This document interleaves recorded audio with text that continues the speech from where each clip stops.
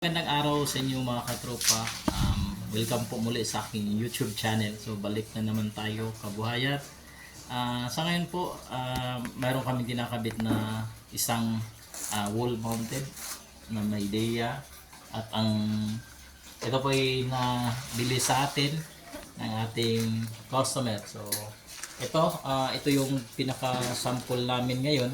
Itong paglalagay namin ng PVC cladding. So sa PVC cladding kasi napakaganda po ng ating resulta. Napakaganda po tingnan sa labas, malinis dahil ito pong cladding, yan po nakikita nyo po yan. So wala kang makikitang madumi. So napakaganda ng pader nyo, subalit ang paglagay naman ng pipe, so hindi mayo. So masasabi natin hindi pa rin natin masasabi na yun ang tinatawag nating quality works. So itong para sa amin, dinagdag ko na lang itong accessories. Bali ito yung PVC cladding para sa aircon. Dahil ito yung inano namin na pinopromote ngayon para naman gumanda yung aming trabaho.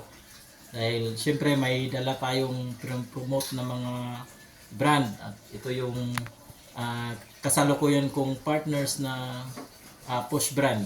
So pasok tayo sa loob, titingnan din natin yung paano namin kinabit dun sa loob. So ito yung sa loob na indoor na kinabit natin. Ito rin may distansya din dun sa kilid.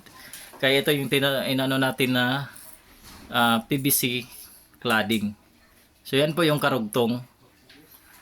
Karugtong po nung PVC cladding natin. So sa loob, ayan po yung pangalan natin, Allison Rock. Ayan. Ito yung indoor. So yan lang po masishare ko ngayon. At sa mga gusto pa magpapalagay ng mga PVC cladding, tawagan nyo lang ako dito sa numerong to.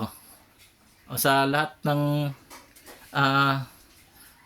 gusto. So ito mayroon kaming PVC cladding.